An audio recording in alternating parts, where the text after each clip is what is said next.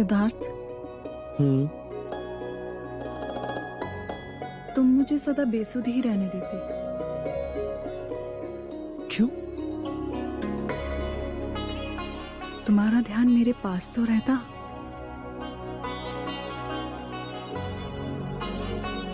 मैं तुम्हारे पास ही हूँ गोपा। पर ध्यान वो कहाँ है? वो तो कभी किसी पंछी के पीछे, कभी किसी सितारों के साथ, तो कभी किसी ब्रह्मांड में। ना जाने कहां कहां खो जाते हो।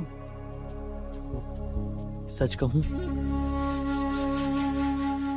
मैं स्वयं भी नहीं जानता।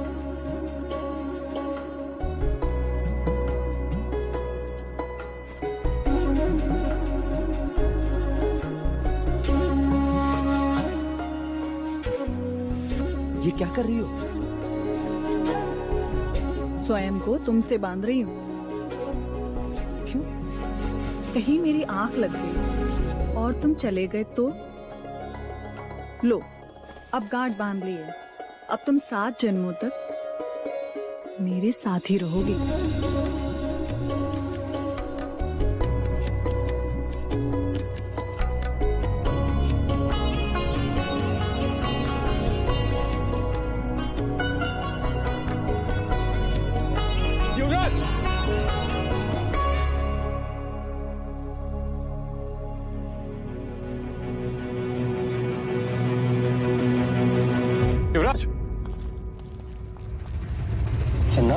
युवराज, एक अशुभ बात हो गई। क्या हुआ? आपका विवाह कुछ दिनों के लिए स्थगित कर दिया गया।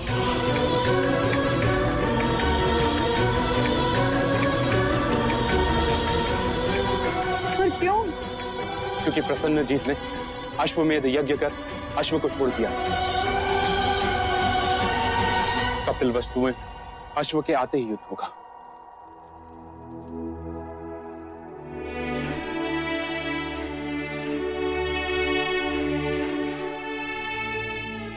गोपा, सब कुछ ठीक हो? कुछ मत कहो सिद्धार्थ। मैंने तो तुम्हें 7 जन्मों के लिए बांध लिया है। अब विवाह हो या ना हो, देखो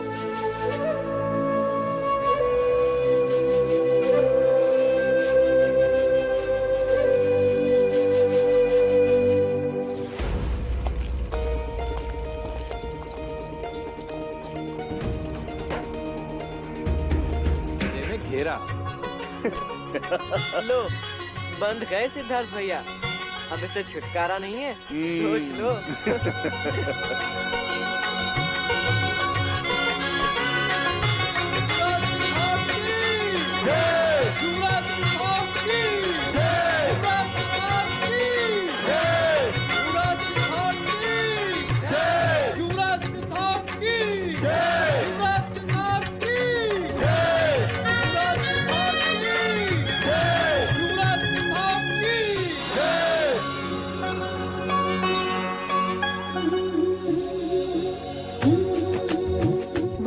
देखो तो कितना गहरा रंग आया है। अर्थात युवराज सिद्धार्थ का प्रेम भी उतना ही गहरा होगा। अरे तुम लोग मेहंदी के रंग को छोड़ो, युवराज सिद्धार्थ मंडप में आ चुके हैं। जल्दी करो, युवराज मंडप में आ गए हैं और माँ भी बुलाने आई रही होगी। देखो तो कितनी जल्दी है राजकुमारी जी को मंडप में बैठने की। आज से मेरे सारे सुख तुम्हारे और तुम्हारी सारी पीड़ा मेरी। पुत्री, अब गृह प्रवेश करो।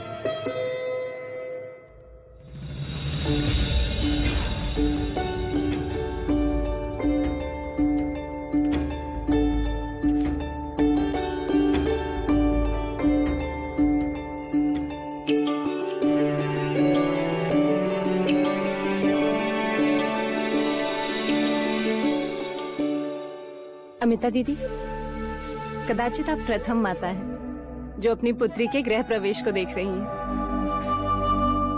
आइए।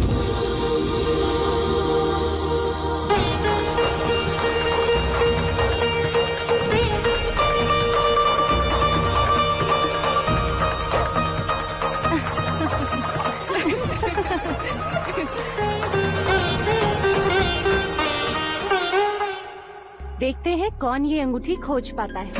जो पहले खोजेगा गृहस्थ जीवन में वही निर्णायक होगा। फिर तो मेरी पुत्री यशोधरा ही जीतेगी। नहीं नहीं महादेवी, सिद्धार्थ ही जीतेगा। अच्छा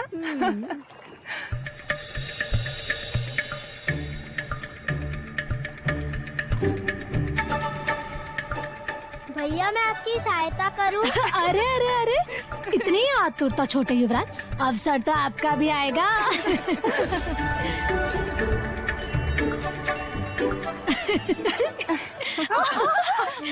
लो, मेरी पुत्री यश जीत गई। वो तो सिद्धार्थ जानबूझकर हार गया, क्यों युवराज? अर्थात अब यशोधरा के आगे तुम्हारी नहीं चलेगी सिद्धार्थ। चलो अच्छा है, अब मैं प्रश्न पूछता रहूंगा और यशोधरा उत्तर खोजती रहेगी। यशो, तुम भी तो कुछ कहो। ना इनकी चलेगी ना मेरी चलेगी, अब हमारी। मैं दारू मरा भाई है ना भाई, इतना बड़ा।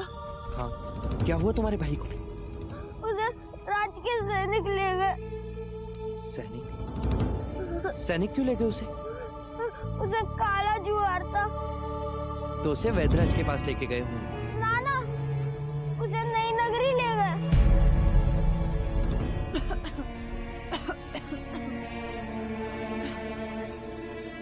नई नगरी? युवराज को नई नगरी के बारे में ज्ञात हो गया तो अनर्थ हो जाएगा। लगता है डर गया होगा। हमें शीघ्र ही इसके माता पिता के पास जाना चाहिए।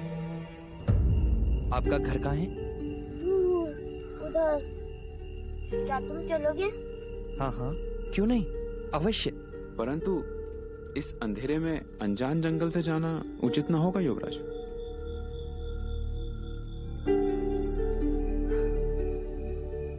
आज हम दारुन को भोजन कराकर यहीं सुला लेते हैं आर्य। प्रातःकाल हम तुम्हारे साथ तुम्हारे घर चलेंगे। क्यों, सही कहा ना हमने? हाँ। चलें?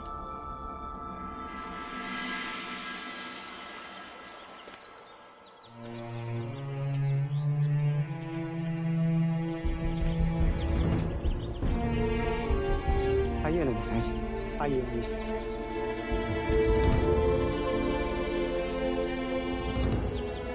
बैठिए युवराज, बैठिए।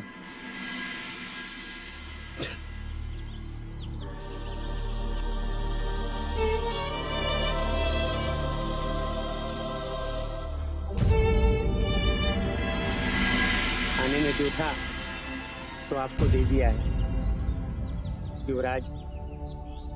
आप खाएंगे तो हमें खुशी होगी।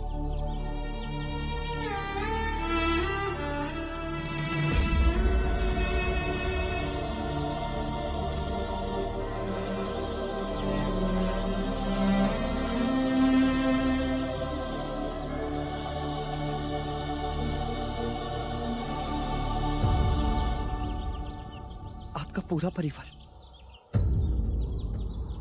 इतने चावल में कैसे निर्वाह कर लेता है? क्या करें युवराज, दिन भर परिश्रम करके इससे अधिक नहीं जोड़ पाते। तो गांव वाले अच्छे हैं जो हमेशा एक दूसरे की सहायता कर देते हैं, लेकिन वो भी क्या करें। युद्ध जो हुआ था उनके भी हाथ बंधे हैं।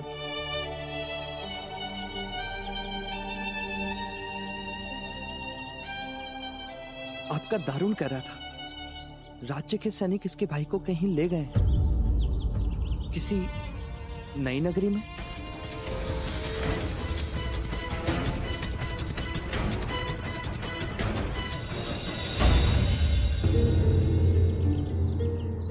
नई नगरी?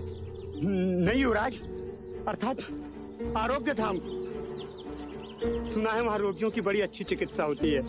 बड़े बड़े वैद्यराज वहाँ पर हैं। मेरा बड़ा पुत्र बीमार था तो संबंधी के घर आरोग्य धाम इलाज के लिए भेज दिया था युवराज। ये अपने भाई से बड़ा स्नेह करता है, इसीलिए रोता है। आपने कुछ खाया नहीं युवराज?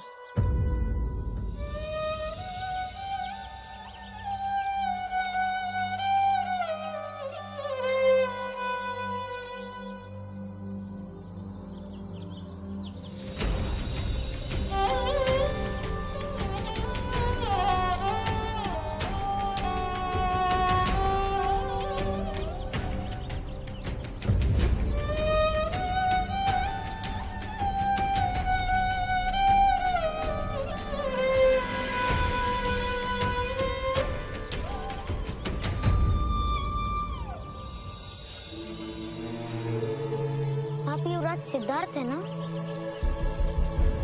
हाँ। मैंने सुना है कि आप सब कुछ कर सकते हैं। हाँ, कदाचित मैं अवश्य प्रयत्न करूंगा।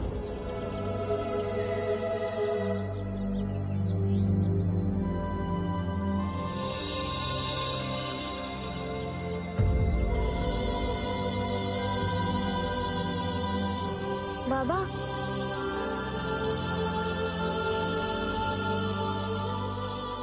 वो युवराज थे। नहीं, ईश्वर।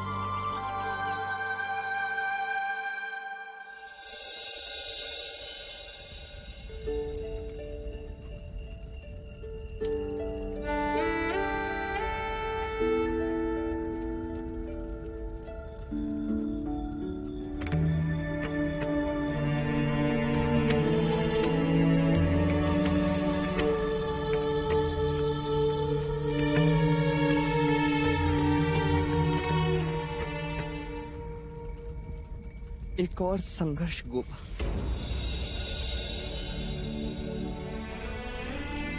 एक मनुष्य इतना गरीब कि उसको पेट भरने के लिए चावल का एक दाना नहीं, और एक मनुष्य इतना धनी कि यज्ञ में ब्राह्मणों को सोने का दान दे और पशुओं की बलि चढ़ाए। इतनी विषमता क्यों?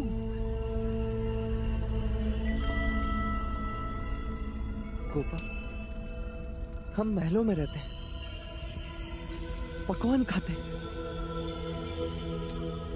तो फिर मिट्टी में रहने वालों को कैसे समझ पाएंगे?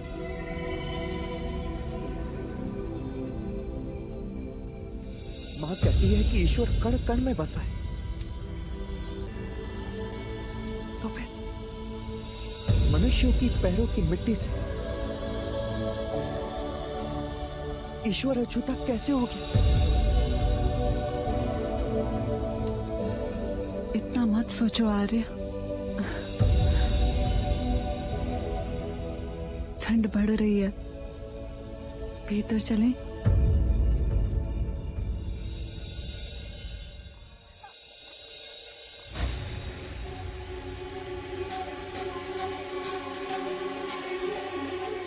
राजकुमारी, युवराज को ये पिला दीजिए, उनकी ठंड दूर हो जाएगी। मना किया था कि ठंडे पानी से संध्या में स्नान ना करें, पर युवराज माने ही नहीं। अब औषधि के साथ साथ दाने क्यों पिला रही हो गोपा? राजकुमारी, आप चिंता ना करें। जब ऋतु बदलती है, उसके बदलाव से हर किसी को ठंड लगती है, फिर शरीर को उसकी आदत हो जाती है। और वैसे भी युवराज पहली बार ऐसे शीत प्रदेश में आए हैं।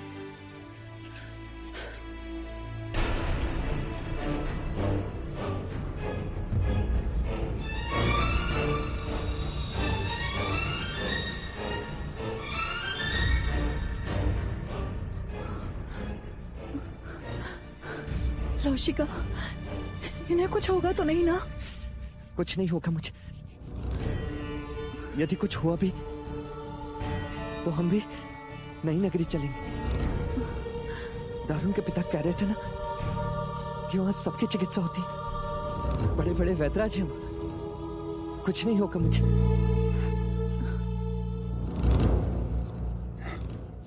राजकुमारी, युवराज के नाखून और नीले पड़ते जा रहे हैं। अब जो करना है वो आप ही को करना है। ऐसी परिस्थिति में दे अग्नि ही अंतिम उपचार है।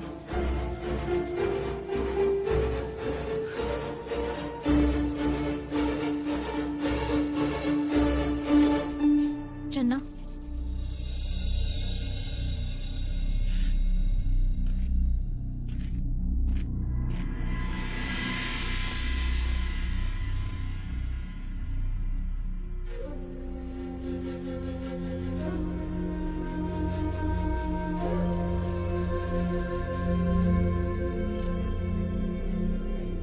इनके परिवार की बात, हमें मंदिर भी जाना है ना।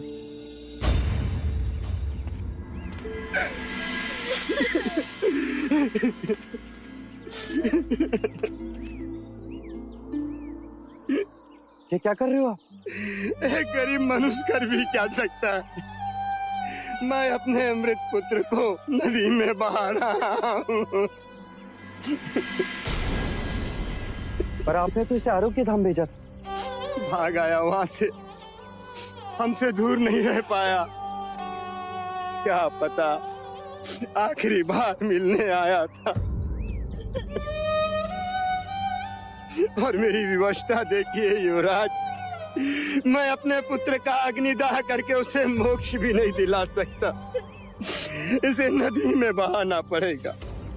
अग्निदाह क्यों नहीं दे सकते? मेरे पास ब्राह्मणों को देने के लिए धन नहीं है, और बिना दक्षिणा ब्राह्मण दाह संस्कार नहीं करेंगे और मंत्रोच्चार नहीं होगा।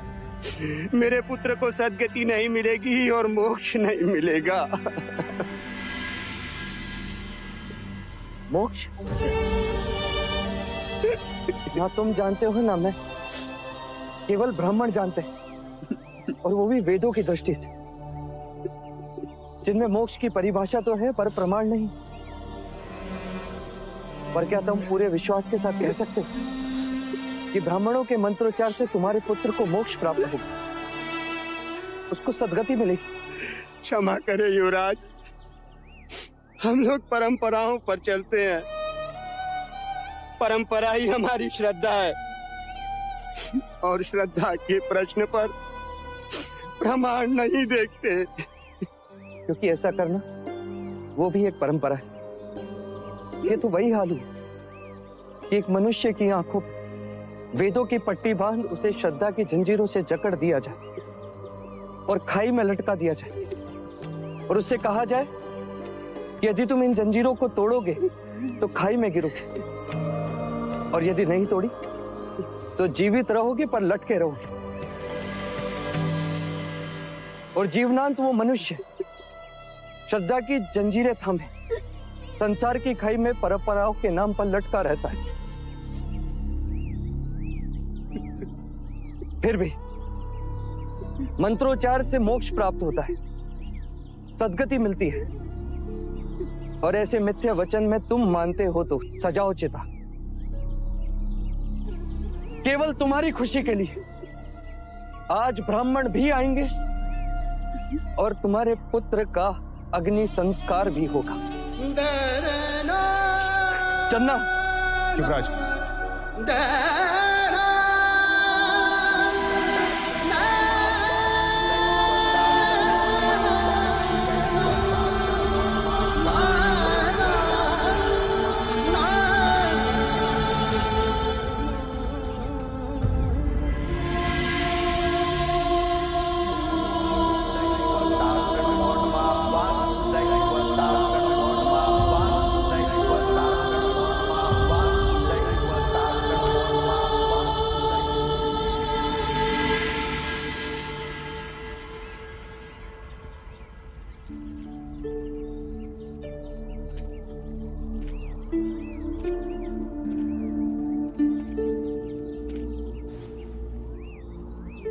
चिता राख हो गई। दारुण के पिता भी अस्थियां विसर्जन को ले गए। कब तक बैठे रहेंगे आप यहाँ?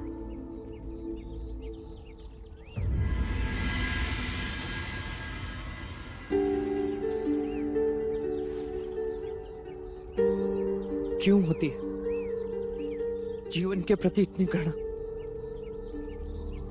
क्यों उठते हैं प्रश्न? यदि जन्म से मृत्यु की ओर ही दौड़ना तो जन्म ही क्यों लेते हैं? पंच महाभूत का ये शरीर क्यों राख हो जाता है? क्यों वैराग से मन बढ़ जाता है? क्यों सारा संसार मिथ्या लगने लगता है? इसे विषाद योग कहते हैं युवराज। जब भी यम अपने अधिकार का उपयोग करता है, इस योग का जन्म होता है। जब भी मृत्यु होती है, मन विषाद से भर जाता है। परंतु ये योग क्षणिक होता है। कुछ दिन ये सब उसे याद करेंगे और फिर भूल जाएंगे। कुछ दिनों बाद दारुण भी अपने बड़े भाई को भूल जाएगा। यही संसार का चक्र है। कुछ दिनों पहले वो था, अब नहीं। कुछ दिनों तक हम रहेंगे, फिर नहीं। युवराज, मनुष्य को व्यवहारिक बनना चाहिए। मृत्यु से ना सूरज चांद का उगना बंद होता है, ना बादल का बरसना। प्रकृति का नियम है, फूल खिलते हैं, मुरझाते हैं, फिर कोपलें फूटती हैं। बादल बरसने को ही जन्म लेते हैं और बरसने के बाद उनका अस्तित्व नहीं रहता। फिर नया बादल बनता है, फिर बारिश होती है। पर जगत रुकता नहीं, वो चलता है। अब हम भी चलें? हाँ, हम भी चलते, यहां से दूर। कल प्रातःकाल ही मैं आपको दूसरे शाक्य प्रदेश ले जाऊंगा। ऐसी जगह ले जाऊंगा कि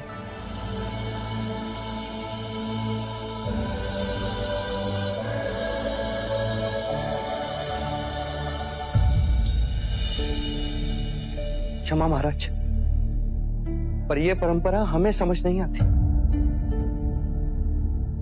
कैसी परंपरा पुत्र?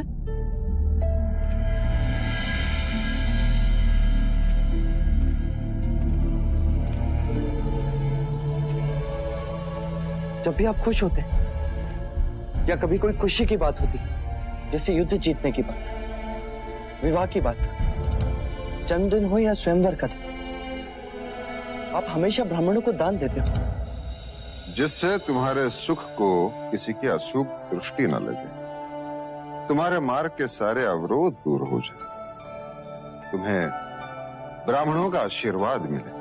तो क्या ब्राह्मणों को दान देने से अवरोध दूर हो जाते हैं? निस्संदेह होते हैं।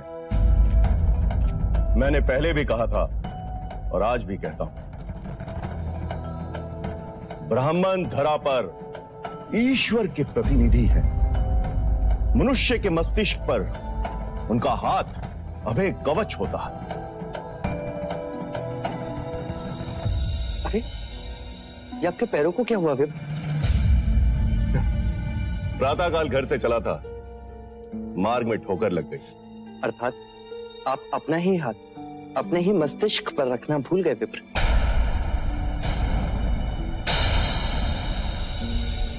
अब कहना क्या चाहते हैं युवराज? वही महाराज कि जो ब्राह्मण केवल मनुष्य के सर पर हाथ रखने से उसके मार्ग के अवरोधों को दूर कर सकता हूं, उसे स्वयं ठोकर क्यों लगी? ये हमारा अपमान है महाराज। मेरा उद्देश्य आपको अपमानित करना नहीं, पर इस प्रश्न का उत्तर तो आपके पास भी नहीं। प्रत्येक मनुष्य को अपने कर्मों के अनुसार फल भुगतना पड़ता है। अर्थात कर्म ही अंतिम है। आपके दृष्टिकोण से कर्म ही निर्णायक है। मनुष्य को अपने कर्मों से कोई नहीं बचा सकता। सत्य है। अर्थात आपके आशीर्वाद मिथ्या है विप्र। युवराज! क्षमा विप्र, आप गुरु हैं, ज्ञानी, मुझे उद्दंड ना समझे। पर जब कर्म ही सब कुछ है, तो वर्णों को इतना महत्व क्यों कि ब्राह्मण मस्तिष्क पर हाथ रखे तो आशीर्वाद और शूद्र छू भी ले तो अपराध?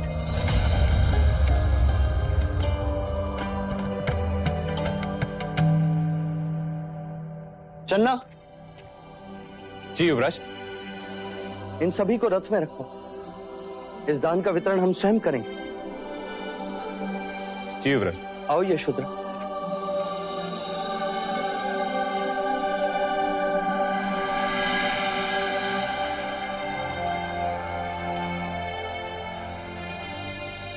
क्षमा आचार्य। युवराज सिद्धार्थ की जय। युवराज सिद्धार्थ की जय। युवराज सिद्धार्थ की जय। युवराज सिद्धार्थ की जय।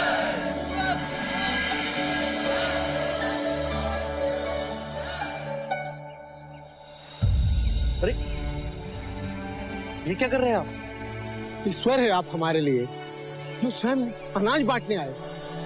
मैं चाहता हूँ आज से कपिलवस्तु में कोई भी भूखा ना रहे, सबको अन्न मिले, अपना अधिकार मिले। युवराज, आप हमें ये बताएं कि इस उपकार के बदले हम आपको क्या दें? अपनी पीड़ा। आप सबकी पीड़ा लेने आया हूं मैं। हटो, हटो। पीड़ा? हमारी पीड़ा?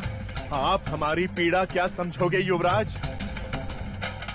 कभी भूखे पेट सोए हैं? कभी कड़कड़ाती ठंड में बिना वस्त्र के इस धरा पर रातें बिताई हैं? क्या आप स्वयं कभी अपने ही घर में भीगे हो? नहीं ना? तो आप हमारी पीड़ा क्या जानेंगे युवराज? हमें आपका ये दान नहीं चाहिए। हम शाक्य हैं।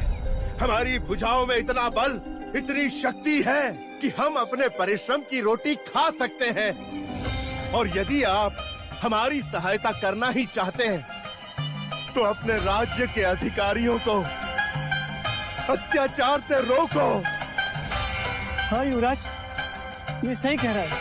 अतिरिक्त कर के नाम पर रोटी तो ठीक, पर बचा कुचा सामान भी ले जाते। आपका दिया तो मिलने से रहा, जो है उसे भी छीन लेते हैं। कल मेरे घर से वो बर्तन कंबल तक ले गए और आज मेरी माँ ठंड से मर गई।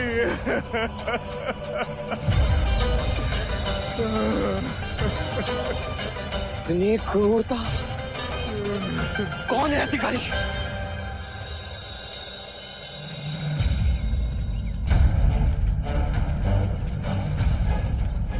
युवराज, आप प्रणाम। याचना सुनकर आए। प्रजा कहती है कि राज के अमलदार होकर भी तुम उन पर अत्याचार करते थे। कदापि नहीं युवराज। इतना धन कैसे, जबकि तुम तो किसान भी नहीं। गरीबों से छीना हुआ अनाज है युवराज। इतना लोग? आधा धन राजकोष में जाता है युवराज। किसके राजकोष में? राजा वीर बाहु, उनका आदेश। मैं तो बस पालन करता हूँ। वीर बाहु का आदेश सुनते हो और इन गरीबों की आवाज सुनाई नहीं देती तुम्हें? इसका दंड तुम्हें मिलना ही चाहिए। क्षमा करें युवराज, क्षमा करें। आगे से ऐसा अपराध कभी नहीं होगा। क्षमा करें युवराज। युवराज, इनके पापों का दंड तो ईश्वर ने हमें पहले ही दे दिया है, हमारी पुत्री को विकलांग बना के।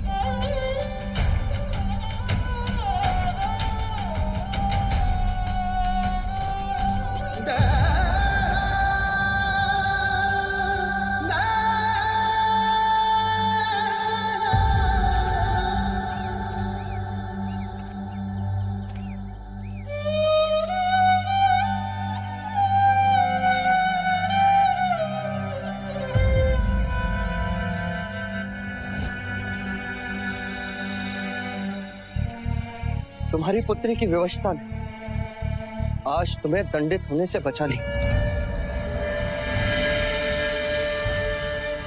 अब जिन हाथों से तुमने ये छीना है, उन्हीं हाथों से गांव वालों में इस अनाज को बांट दो। अवश्य युवराज, अवश्य। और आज इस गांव के प्रत्येक बालक को तुम स्वयं अपने हाथों से एक एक निवाला खिलाओगे।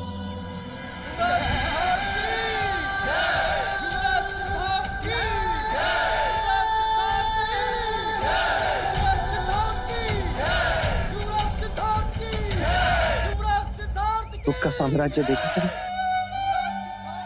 आज तक मैं सोचता था कि धन सुख देता है, दुख को दूर करता है, पर ये गरीब जिनके पास ना धन है ना धान, वो भी दुखी। और ये अधिकारी जिसके पास धन भी है और धान भी, ये भी दुखी। अर्थात धन भी दुख को दूर नहीं करता।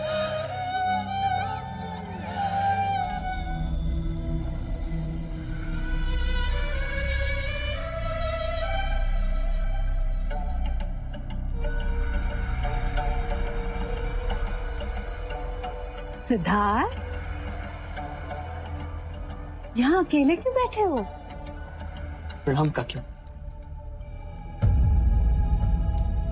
इतने दिनों के बाद आपकी जीवा से अपना नाम सुनकर अच्छा लगा। ज्येष्ठ भी मुझसे बात नहीं करते, मुझे ही दोषी समझते। क्षणिक आवेश मनभेद बढ़ा देता है पुत्र, पर जिस घर में यशो जैसी बहू हो वह मनभेद कैसे रह सकता है? पर तुम उदास क्यों हो? मेरे प्रश्न मुझे खुश नहीं रहने देते काकी माँ। प्रश्न का उभरना तो खुशी की बात है, परंतु उत्तर का ना मिलना पीड़ा का कारण। उत्तर के लिए तुम्हें ज्ञानी पंडितों से और सन्यासियों से विचार विमर्श करना चाहिए पुत्र। पर ऐसे मनुष्य है कहाँ जो मेरे ज्ञान की पिपासा को? एक नहीं अनेक है। तुम मिलना चाहोगे? अवश्य काकी माँ।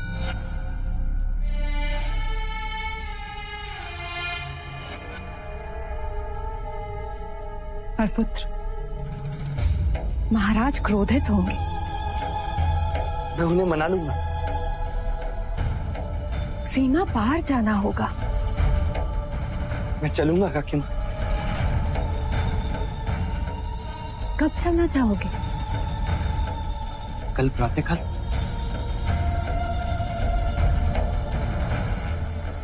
सिद्धार्थ, ये बात हम दोनों के बीच ही सीमित रहे। जी काकी।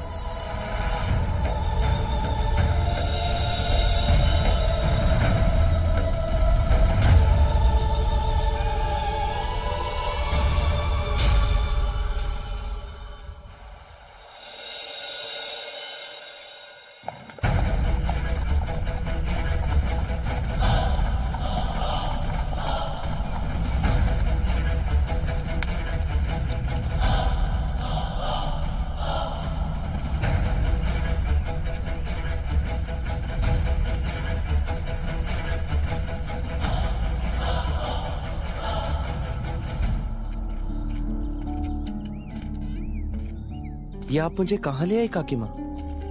यही ठहरे हुए हैं जिनसे मिलवाने में तुम्हें यहाँ लाई हूँ। पर ये तो शूद्रों की बस्ती है। तो वो यही रहते हैं, बस यही खोट है।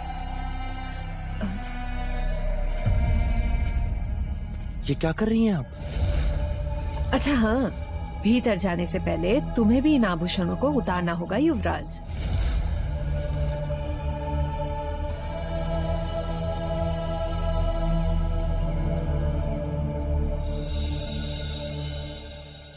ये लो।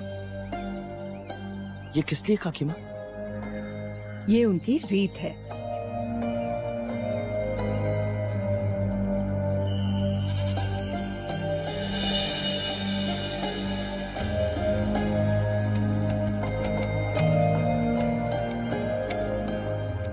प्रणाम गुरुवर। प्रणाम। आओ, भोजन का समय हो गया। भोजन करोगे? जी नहीं। और तुम? मैं पेट भरने नहीं, मन भरने आया हूँ।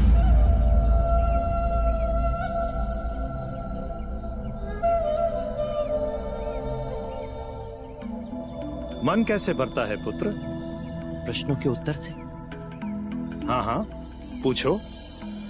आप ब्राह्मण होकर भी शूद्र के घर ठहरे। सन्यासी वर्ण से परे होता है, मैं ब्राह्मण नहीं। और पुत्र, जो अन्नदाता है वो अछूत कैसे हो सकते हैं? हमें तो जो भी भिक्षा दे वही भगवान है। जो दो शब्द अच्छे बोले वही महान है। सत्य कहा आपने, मैं भी ऐसा ही मानता हूं। एक प्रश्न और गुरुवर्य, यहां आने पर आपने हमारे अलंकार क्यों उतरवा लिए?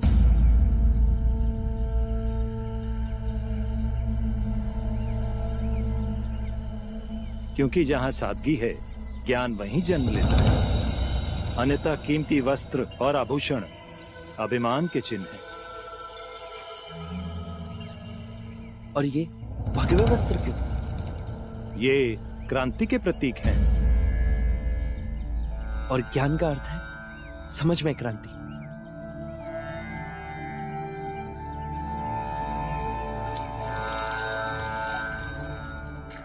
जब सब एक रंग होकर सोचते हैं तो सबकी ऊर्जा एक दिशा में गति करती है और समाज में एक समझ की लहर फैलती है। आओ आओ,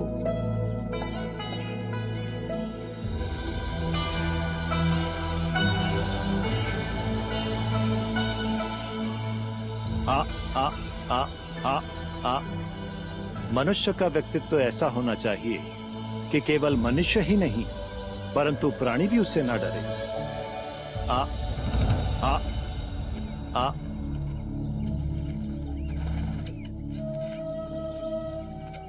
आ आ आ आ आ आ आ आ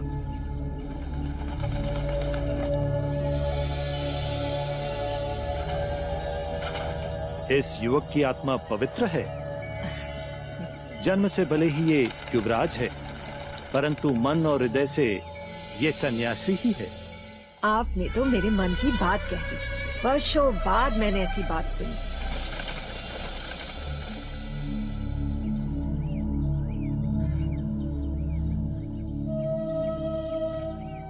अवसर मिले तो चलना हमारे गुरु के पास। तुम और वो बहुत खुश होंगे। अवश्य, आप कहें तो अभी चल सकता हूँ। हाँ हाँ, क्यों नहीं। युवराज, महल लौटने का समय हो गया है। देवी यशोधरा आपकी प्रतीक्षा कर रही हूँ। अब आप प्रस्थान करें युवराज। कोई भी आपकी प्रतीक्षा करे ये उचित नहीं। अपना उत्तरदायित्व पूरा करो, फिर चलना हमारे गुरु के पास। गुरुवर्य, क्या नाम है आपके गुरुवर्य का? ऋषि भार्गव। अच्छा, फिर मिलेंगे। प्रणाम। कल्याण हो, कल्याण हो।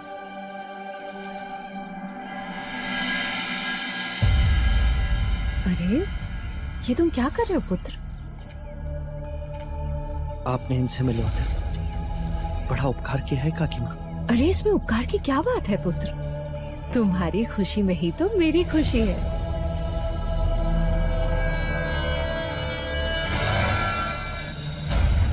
क्योंकि सन्यासी तुम बनोगे और खुश।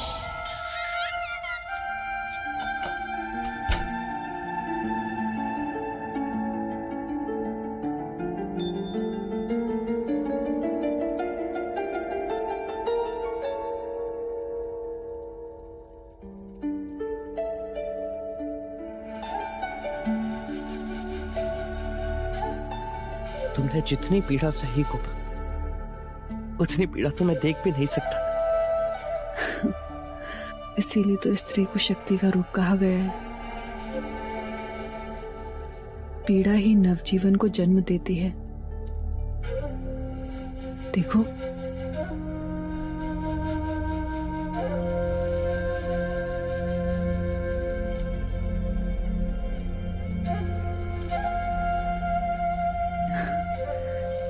क्या देख रहे हो?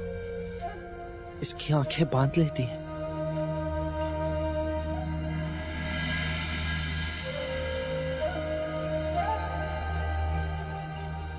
इसकी उंगलियां हमारे हाथों को नहीं, जैसे मन को छू लेती, और इसका चेहरा हर दुख को, हर पीड़ा को जैसे छीन लेता है।